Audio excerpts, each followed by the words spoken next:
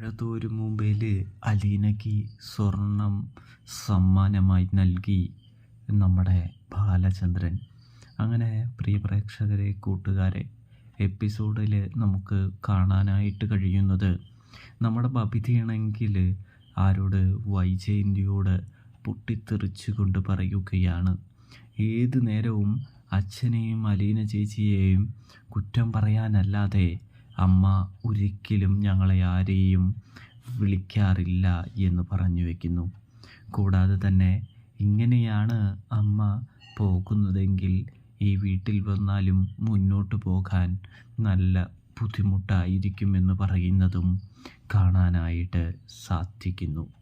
എൻ്റെ കാര്യമൊന്നും നീ നോക്കണ്ട എന്ന് പറയുമ്പോൾ, അല്ലെങ്കിലും അമ്മയ്ക്ക് വിദ്യാഭ്യാസമുണ്ടെന്ന് കരുതി അമ്മയ്ക്ക് സംസാരിക്കാനായിട്ട് പെരുമാറാനായിട്ട് അറിയില്ല എന്ന് ബബിത പറയുകയാണ്.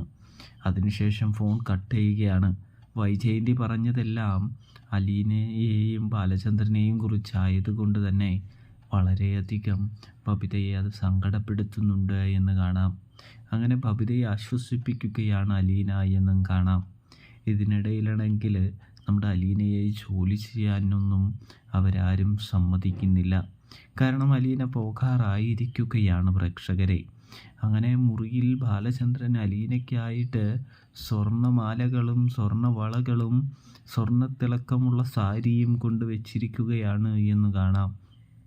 ഇതേ സമയമാണെങ്കിൽ അലീന അതെല്ലാം കണ്ട് ഞെട്ടിപ്പോവുകയാണ് പ്രേക്ഷകരെ, പ്രിയ കൂട്ടുകാരെ. ഇതേ സമയമാണെങ്കിൽ അതുമായിട്ട് ബാലചന്ദ്രൻ്റെ അടുത്തേക്ക് പോകുമ്പോൾ അലീന സത്യം മനസ്സിലാക്കുകയാണ്.